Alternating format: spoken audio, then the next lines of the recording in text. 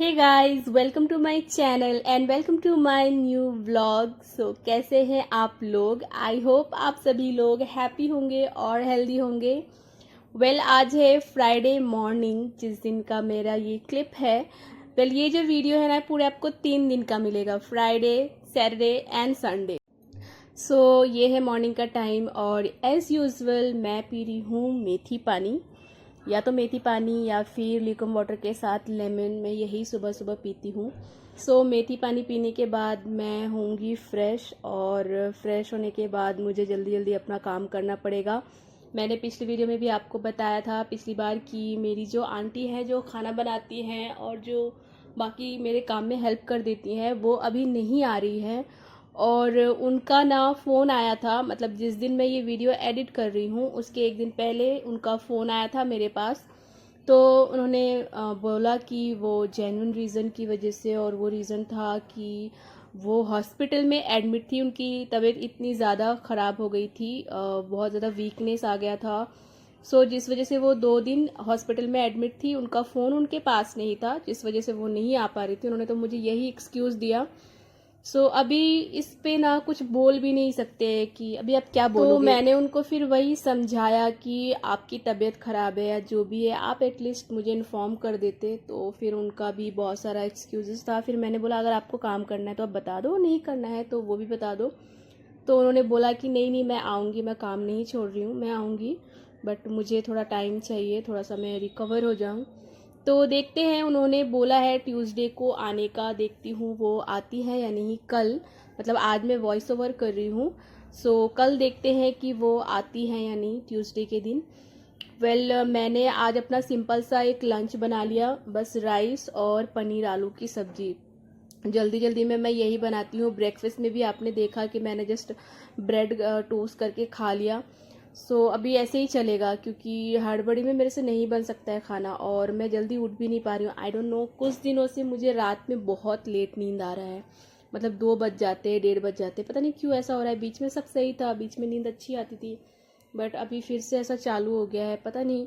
Sleep cycle बिगड़ जाता है ना, तो पूरा मामला बिगड़ जाता है। अभी आप देख रहे होगे मेरी वीडियो में मैं कोई भी योगा का वीडियो नहीं डाल रही हूँ। मैं जो 1991 रूल फॉलो कर रही थी, वो भी मैंने सिर्फ 34 डेज का ही मैं फॉलो कर पाई, जबकि मुझे 90 डेज का करना है, और वो मुझे करना है, वो मैं करूँगी। अभी मैं फिर से ट्राई करूँगी धीरे धीरे अपने वापस से अपनी पुराने रूटीन में आने का। ये मैं ऑफिस से वापस आ चुकी हूँ। अब मैं चेंज वेंज करके जो मेरी दोपहर की सब्जी बची होगी मैं वही खाऊंगी। मेरी हिम्मत नहीं है कुछ बनाने की। शाम के टाइम पे मैं वैसे भी कुछ नहीं बना पाती हूँ। मैंने आपसे अपनी वीडियो में शेयर किया है कि अभी मुझे बहुत ज़्यादा पेन की प्रॉब्लम हो रही है सबसे ज़्यादा मेरे पाँव में, मतलब मेरे थाइज़ में, मेरे नीज में, और मेरे जो फीट के फिंगर हैं उसमें। तो इस पेन की वजह से मुझे और ज़्यादा अनईजी सा फील होता है, अनकंफर्टेबल सा फील होता है। मैंने अपने डायग्नोज के हिसाब से मैं जो सप्लीमेंट्स ले रही हूँ वो तो मैं ले ही रही हूँ, तो फिर भी मुझे ना आराम उतना नहीं मिल रहा है। आज मैंने अपने एक मेरी फ्रेंड है जो कि हॉस्पिटल में ही हम दोनों फ्रेंड बन गए थे। वो फिजियोथेरेपिस्ट है, डॉक्टर है। वो जो फिजियोथेरेपिस्ट है वो मेरी बहुत अच्छी दोस्त बन गई थी, और वो बहुत ही अच्छी लड़की है बहुत स्वीट है और बहुत हेल्पफुल है। तो आज मैंने कल रात को बेसिकली मैंने उसे मैसेज किया था, तो आज उसने मुझे वीडियो कॉल किया था और फिर उसने मुझे बताया। मेरी जो प्रॉब्लम है वो आप सब में से बहुत सारे लोगों के साथ होगी, इसलिए मैं आप लोगों के साथ शेयर करना चाहती हूँ वो प्रॉब्लम। बेसिकली ना मेरे नीज में पेन होता है। जब मैं सुबह सोकर उठती हूँ ना, तो मुझे सबसे ज़्यादा पेन होता है मेरे नीज वाले एरिया में और मेरे थाइज में। देखो, मेरी जो नीज के बोन है ना, उन बोन्स में मुझे कोई पेन नहीं होता है, बट जब मैं बैंड होती हूँ तब मुझे पेन होता है। यानी कि जो कार्टिलेज है, अगर आप बैंड हो रहे हो, बैठ रहे हो, तो आपके कार्टिलेज में अगर प्रॉब्लम है तभी वो पेन होगा। मैं फिगर आउट नहीं कर पा रही थी। मैंने अर्थराइटिस का टेस्ट करवाया, वो मेरा नॉर्मल निकला। यूरिक एसिड का टेस्ट करवाया, वो भी नॉर्मल निकला। बेसिकली क्या होता है यूरिक एसिड में, अगर यूरिक एसिड जो होते हैं वो आपके बोन्स एरिया में इकट्ठा होने लगते हैं, आपके जॉइंट्स एरिया में इकट्ठा होने लगते हैं बेसिकली, चाहे वो हाथ के जॉइंट्स हो, पाँव के जॉइंट्स हो। तो सबसे पहले अगर आपको यूरिक एसिड बहुत ज्यादा है ना, तो आपको अंगूठे में, पाँव के अंगूठे में या फिंगर के अंगूठे में सबसे पहले पेन उठेगा। और अर्थराइटिस में भी कुछ ऐसा ही है जैसा कि मेरी फ्रेंड ने बताया। और इसकी जो दवा है वो तो मुझे पता है, लेकिन पहले आपको मेडिसिन पता होने के बावजूद पहले आपको डायग्नोस करना पड़ेगा कि आपको प्रॉब्लम क्या है। तो मैंने अपने हिसाब से टेस्ट करवा लिया, अर्थराइटिस नहीं है। और मेरी फ्रेंड ने भी बोला है कि इतनी कम एज में अर्थराइटिस नहीं होता है, या तो अगर आपको जेनेटिक है तभी होगा, अदरवाइज इतनी कम एज में अर्थराइटिस नहीं होता है। और जब अर्थराइटिस होता है ना, तो आपकी वो एरिया जो है जहाँ पे पेन होता है वो स्वेल हो जाते हैं, बहुत ज़्यादा स्वेलिंग हो जाती है, बहुत ज़्यादा पेन होता है। और वो पेन जो होता है ना, वो अलग ही तरह का पेन होता है, वो आप बर्दाश्त नहीं कर सकते हो, जैसा कि मेरी फ्रेंड ने बताया मुझे। फिर मैंने उससे पूछा तो फिर मेरा क्यों हो रहा है, तो उसने मुझे बताया कि ये मसल स्टिफनेस की वजह से हो रहा है। यानी कि आपके जो बोन्स के एरिया के पास जो मसल्स हैं, आपके जो थाइस के मसल्स हैं, वो स्टिफ हो जा रहे हैं। मतलब उनमें ब्लड सर्कुलेशन की वजह से, या बहुत ज़्यादा देर बैठने की वजह से, वैसे मेरा काम जो है वो बैठने वाला ज़्यादा है, मतलब कि थोड़ा सा टहलने वाला भी है, चल के जाके मेडिसिन निकाल के देना है, बट वो उतना ज़्यादा नहीं है। सो बैठने का काम बहुत ज़्यादा है। और मैंने देखा जब से मैंने अपना जॉब स्टार्ट किया है ना, तब से मुझे बॉडी में बहुत सारे प्रॉब्लम स्टार्ट हो गए हैं। तो मेरी फ्रेंड ने बताया कि वो जो मसल स्टिफनेस है ना, वो किसी भी दवाई से नहीं जाएगा। दो कि मैं सप्लीमेंट्स ले रही हूँ, और वो जो सप्लीमेंट्स हैं वो बॉडी के लिए अच्छे होते हैं, आपकी मसल्स के लिए, आपके हीमोग्लोबिन में मैग्नीशियम, जिंक, कैल्शियम, इन सब के लिए। सो उसने मुझे बोला है कि विटामिन D3 ले रहे हो, तो मैंने विटामिन D3 ऑलरेडी ले चुकी हूँ मैं 1 महीने का। और विटामिन D3 ज़्यादा नहीं लेना चाहिए, कोई भी कैल्शियम सप्लीमेंट्स आपको ज़्यादा नहीं लेना चाहिए। तो मुझे जितना रिक्वायरमेंट मुझे लगा, मैंने 1 महीने विटामिन D3 खाया। कैल्शियम का टैबलेट भी मैंने 1 महीने खाया। अभी मैं कैल्शियम, मैग्नीशियम, जिंक का एक कॉम्बिनेशन मेडिसिन है विद विटामिन D3, वो खा रही हूँ। ठीक है, वो भी मैं 15-20 दिन 1 महीने खाऊंगी। उसके अलावा मैं जो अभी सप्लीमेंट ले रही हूँ वो कोलेजन पेप्टाइड का सप्लीमेंट ले रही हूँ। कोलेजन पेप्टाइड क्या करता है, आपकी जो जॉइंट में जो कार्टिलेज होते हैं ना, उसमें जब फटीग हो जाता है या उसमें टियर हो जाता है, उसकी जो मतलब कि ग्रीस है वो कम होने लगती है, तो भी दर्द होता है। तो मैंने सेफर साइड के लिए मैं कोलेजन पेप्टाइड भी खा रही हूँ। सो वो सब कुछ मैंने अपने फ्रेंड से शेयर किया कि मैं ये सप्लीमेंट्स तो ऑलरेडी ले रही हूँ, क्योंकि सप्लीमेंट्स का मुझे नॉलेज है, मैं इसी फील्ड से हूँ, तो मुझे मेडिसिन का जितना नॉलेज है मैं उस हिसाब से एक सेफ सप्लीमेंट्स ले रही हूँ। तो उसने बोला हाँ, ये सप्लीमेंट्स सही है जो आप ले रहे हो, लेकिन क्या होता है ना, अगर हमारे मसल्स में स्टिफनेस है ना, वो किसी भी सप्लीमेंट से नहीं जाएगा। आपकी जो बोन की प्रॉब्लम है या आपकी बॉडी में मैग्नीशियम, जिंक की कमी है, वो तो पूरी हो जाएगी, लेकिन जो मसल स्टिफनेस है उसके लिए कोई मेडिसिन है ही नहीं, वो आपको सिर्फ स्ट्रेचिंग और एक्सरसाइज करने से ही जाएगा। सो उसने वीडियो कॉलिंग में मुझे कुछ स्ट्रेचिंग और एक्सरसाइज बताया है, और उसने मुझे बोला है कि आप ये करो और रोज 10 दिन करो, और 10 दिन करने के बाद मुझे आप बताओ कि क्या फाइनल आपको कैसा फील हो रहा है। फिर मैं उसके हिसाब से आपको आगे बताऊंगी कि आपको क्या करना है। ये चीजें मैं आपसे शेयर कर रही हूँ क्योंकि मैं हर दूसरे इंसान के मुंह से सुनती हूँ कि पाँव में दर्द है, पाँव में दर्द है, नीज में दर्द है, थाइस में दर्द है। सो अच्छा डायग्नोस करना बहुत ज़रूरी है। आपको भले ही मेडिसिन के बारे में नॉलेज हो, मेडिसिन के बारे में पता हो, बट अच्छे से डायग्नोस करना बहुत ज़रूरी है। पहले आप पूरे अच्छे से डायग्नोस कर लो। मैं आपको बोलूँगी, अगर आपको नीज में या थाइज में या फिर जॉइंट्स में कहीं पे भी पेन हो रहा है, आपको ऐसा फील हो रहा है, कभी कभी क्या होता है ना कि मसल्स में पेन होता है और हमें लगता है हड्डी में पेन हो रहा है, बट वो हड्डी का पेन नहीं होता है, वो मसल्स का पेन होता है।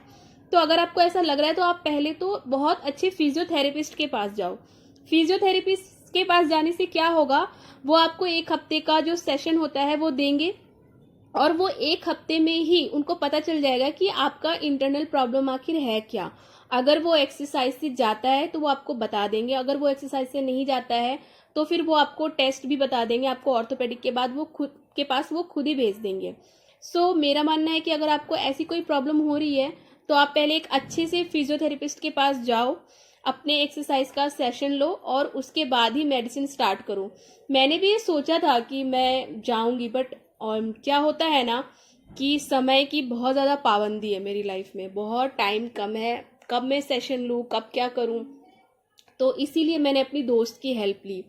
दो कि मैं सप्लीमेंट्स ले रही हूँ, उसने बोला आप ये सप्लीमेंट्स लो, कोई बात नहीं, बट इसके अलावा जो जो स्ट्रेचिंग बताई है, और मैं अगर किसी और फिजियोथेरेपिस्ट के पास जाऊंगी तो वो भी मुझे यही स्ट्रेचिंग ही बताएंगे। सो ऑलरेडी मैंने उससे बहुत अपना ट्रीटमेंट करवाया है जब हम हॉस्पिटल में थे।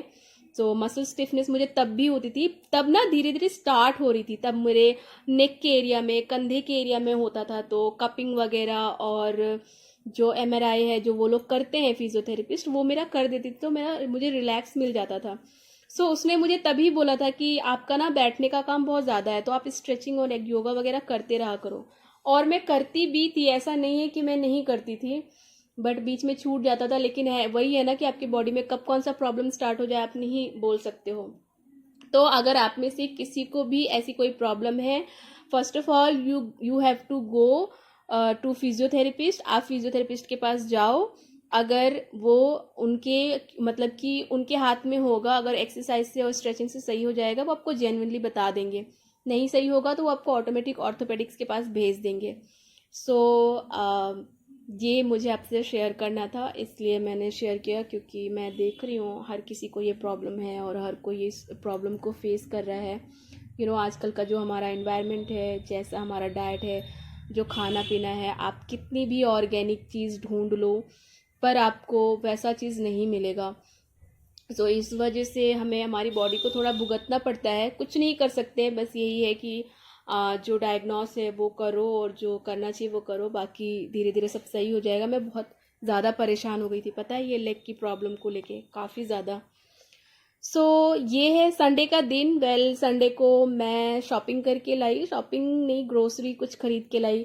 और मैं ना लेके जाना चाहती हूँ आप लोगों को भी दिखाने के लिए, मैं जहाँ से ग्रोसरी खरीदती हूँ, लेकिन मेरे एक हाथ में कैमरा होगा, एक हाथ में सामान होगा, मैं हैंडल नहीं कर पाऊंगी। सो दैट्स वाई मैं नहीं लेके जाती हूँ। बट मैं जो जो सामान लेकर आई थी मैंने आपको दिखाया, कुछ बिस्किट्स वगैरह, दूध, दही, यही सब, ओट्स, ये सारे जो जल्दी बनने वाला ब्रेकफास्ट है उसके सारे सामान मैं लेकर आ गई, क्योंकि आंटी पता नहीं और 2-3 दिन 4 दिन कितने दिन ना आए, तो इसलिए मैं सिर्फ साइड के लिए लेके आ गई। सो ये देखो मैं रेडी होके आपको दिखा रही हूँ। मैं रेडी होके संडे इवनिंग जा रही हूँ अपनी डांस क्लास। 5:30 बजे से मेरा डांस क्लास स्टार्ट हो जाएगा।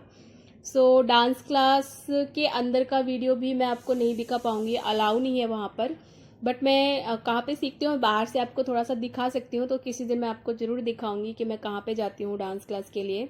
और ये देखो मैं वापस भी आ गई, जाना और आना बस इसी का क्लिप बनाया मैंने। सो वापस आने के बाद भी मैंने कुछ शॉपिंग किया खाने पीने का।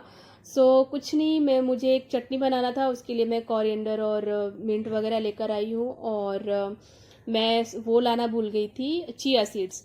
सो मैं चिया सीड्स लेकर आई हूँ। और ये फ्रूट आप लोग बताना, आप लोग इसको क्या बोलते हो, इसका नाम मुझे नहीं पता है, बट इसका फ्लेवर ना एकदम सेम टू सेम लीची की तरह है। लीची थोड़ा साइज में बड़ा होता है, उसका कलर अलग होता है, बट इनका टेस्ट एकदम सेम है। आई डोंट नो इसका नाम क्या है, आप मुझे ज़रूर कमेंट करके बताना अगर आपको इसका नाम पता है। और मैं बाहर से आज डिनर भी लेकर आ गई थी, क्योंकि रात को डिनर बनाने की हिम्मत नहीं होती है मेरे अंदर। जो बचा कुचा होता है वो मैं खा लेती हूँ, अगर नहीं बचता है दोपहर का तो फिर मैं बाहर से लेकर आ गई हूँ। सो अभी मैं फ्रेश होंगी, चेंज वेंज करूँगी और उसके बाद करूँगी अपना डिनर। डिनर करने के बाद फिर मैं सो जाऊँगी। और इसके अलावा तो आज संडे है, आज कुछ नहीं है मेरे पास करने के लिए। एडिटिंग वगैरह भी मैं अपने ऑफिस में करती हूँ।